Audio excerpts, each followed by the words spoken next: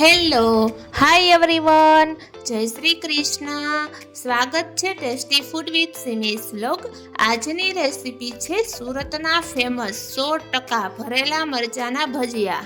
તો સૌ પ્રથમ આપણે 5 થી 6 નંગ મરચાં લીધા છે અને મરચાં તમારે એકદમ સરસ કડક હોય એવા મરચાં લેવાના છે. પોચા મરચાં નથી લેવાના, કારણ કે ભરેલ મરચાંના ભજીયામાં કડક મરચું હોય તો જ સરસ સ્વાદ આવે છે. તો એકદમ સરસ કડક મરચાં લેવાના છે 5 થી 6 નંગ, અને એને આપણે આવી રીતે ચાકુ લઈને ઉપરથી લઈને નીચે સુધી ચેકો કરવાનો છે. એકદમ સરસ કે ખુલ્લે એકદમ મરચું, અને અંદરથી જો તીખા હોય વધારે તો અંદરથી રગ અને એના બી છે એ કાઢી લેવાના છે. તો મેં બધા જ મરચાં છે જે લીધા છે 5 થી 6 મરચાં, એના બધા જ આવી રીતના ચેકા કરીને અંદરથી રગ અને બી કાઢી લીધા છે, જેથી વધારે સ્પાઇસી ના લાગે. કારણ કે આપણે જે મસાલો બનાવીશું અંદર મરચાં ભરવાનો એ પણ થોડોક સ્પાઇસી હશે, એટલા માટે તમે બંને તો મોરા મરચાં લેવાના છે. અને મારે અત્યારે જો બધા મરચાં છે એ બી નીકળી ગયા છે, અને મેં લીલા મરચાં લીધા છે. તમારે લીલા મરચાંની જગ્યાએ જો તમારે લાલ મરચાં ભરવા હોય તો તમે લાલ મરચાં પણ લઈ શકો છો, પણ મરચું છે કડક મરચું લેવાનું છે. તો હવે આપણે અહીંયા મસાલો રેડી કરીશું. મસાલો બનાવવા માટે મેં અહીંયા 3 થી 4 ચમચી ચવાણું લીધું છે. ગુજરાતી ચવાણું છે, તમને કોઈ પણ ફરસાણની દુકાને મળી જશે, મિક્સ આવશે. એને આવી રીતે આપણે ગ્રાઇન્ડ કરી લેવાનું છે, અને ગ્રાઇન્ડ એકદમ ઝીણું નથી કરવાનું, કરકરું રાખવાનું છે, જેથી મસાલો ચીકણો ના બને. તો અહીંયા મેં બધું જ ચવાણું છે એકદમ મિક્સરમાં ગ્રાઇન્ડ કરી લીધું છે, અને આપણે એક બાઉલ લઈશું. તેમાં આપણે 3 થી 4 ચમચી જેટલું ચવાણાનો ભૂકો લઈશું, અને ત્યાર પછી આપણે એમાં એડ કરીશું માંડવીનો ભૂકો, એટલે કે સિંગ દાણા મગફળી આવે છે એનો ભૂકો 2 ચમચી એડ કરવાનો છે. ત્યાર પછી સ્વાદ અનુસાર આપણે કોથમીર ધાણા ભાજી એડ કરીશું. ત્યાર પછી ચપટી જેટલું મીઠું, 1 ચમચી હિંગ, 1 ચમચી ધાણા જીરું પાવડર અને 1 લીંબુનો રસ એડ કરવાનો છે, અને એકદમ સરસ આ બધાને મિક્સ કરવાનું છે. અને આપણે જોવાનું છે કે છૂટું એકદમ ના રહે, એકદમ સરસ આમ ભેગું જોઈન્ટ થઈ જાય એ રીતે મસાલો મિક્સ કરવાનો છે. તો તમે જોઈ શકો છો કે મસાલો કેમ ભેગો થાય છે, એકદમ સરસ, એકદમ આમ ભેગો પણ નહીં, ચીકણો પણ નહીં, અને એકદમ છૂટો પણ નહીં, એવો મસાલો આપણે કરવાનો છે. અને ત્યાર પછી આપણે જે મરચાંમાં આપણે બી કાઢીને ચેકા પાડ્યા છે એ મરચાં આપણે બધા જ મરચાં ભરી લેવાના છે, અને એકદમ આમ દબાવીને નથી ભરવાના, હળવા હાથેથી સરસ ભરવાના છે.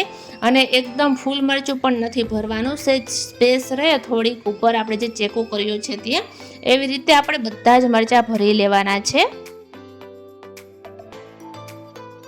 તો તમે જોઈ શકો છો આપણા બધા જ મરચાં છે એકદમ સરસ ભરાઈને રેડી થઈ ગયા છે. ત્યાર પછી જે મસાલો વધે છે એ આપણે ફેંકી નથી દેવાનો, એ પણ આપણે રાખવાનો છે. તમે કોઈ પણ શાક બનાવો તો એમાં યુઝ કરી શકો છો. ત્યાર પછી આપણે બેટર બનાવવાનું છે. તો મેં અહીંયા 1 વાટકો ચણાનો લોટ લીધો છે, અને 1 ચમચી મીઠું, 1 ચમચી હિંગ એડ કરવાની છે, અને આપણે એમાં 1 ચપટી જેટલા સાજીના ફૂલ એડ કરવાના છે, અને તેના ઉપર અડધા લીંબુનો રસ એડ કરવાનો છે, અને થોડું પાણી એડ કરીને આપણે બેટર તૈયાર કરવાનું છે. આપણે હલાવતા જવાનું છે, આવી રીતના મિક્સ બધું કરતું જવાનું છે, અને થોડું પાણી એડ કરતું જવાનું છે, જેથી એમાં લમ્સ ના રહે એ રીતે આપણે બેટર બનાવવાનું છે. એકદમ સરસ, એકદમ પતલું પણ નહીં અને એકદમ ગાઢું પણ નહીં, એવું આપણે બેટર બનાવીને તૈયાર કરવાનું છે. તો આપણું બેટર તૈયાર છે. ત્યાર પછી મેં તેલ મૂક્યું છે ગરમ કરવા માટે, અને તેલ ગરમ થઈ જાય પછી આપણે જે ભરેલા મરચાં છે એ બેટરમાં આપણે ડુબાડીને એકદમ સરસ લોટ છે એ મરચાંની ફરતી કોર એડ થઈ જાય ત્યાર પછી આપણે ગરમ તેલમાં એને તળવાના છે. અને જે આ મરચાં છે ને 1 થી 2 મિનિટમાં તળાઈ જાય છે. આને આપણે ઝાઝી વાર તળવા દેવાના નથી, ઝાઝા એકદમ લાલ થઈ જાય એ રીતે પણ નહીં. થોડીક વાર એને તળશું ને તો આપણે ખ્યાલ આવી જશે કે આ મરચું તૈયાર થઈ ગયું છે, આપણું તળાઈને રેડી થઈ ગયું છે. તો આવી જ રીતે આપણે બધા મરચાંને ફ્રાય કરી લેવાના છે. જો તમે આવી રીતે મસાલો રેડી કરીને બનાવશો ને તો 100% સુરતના જે ફેમસ છે ભરેલા મરચાં એવા જ મરચાં બનશે. તો એકવાર જરૂરથી ટ્રાય કરજો તમે આ મરચાં બનાવવાની, કારણ કે એકવાર બનાવશો ને તો તમે વારંવાર બનાવશો, અને તમને એમ થશે કે હું તો સુરત જઈને ખાઈને પણ આવી, એવું તમને ફિલિંગ આવશે. જો મરચાં ફ્રાય થઈ ગયા પછી પણ જોઈને જ પણ મોઢામાં પાણી આવી જાય કે જલ્દી હું મરચાં ખાઈ લઉં. અને એકવાર ચોક્કસ તમે ટ્રાય કરજો આ રેસીપી બનાવવાની.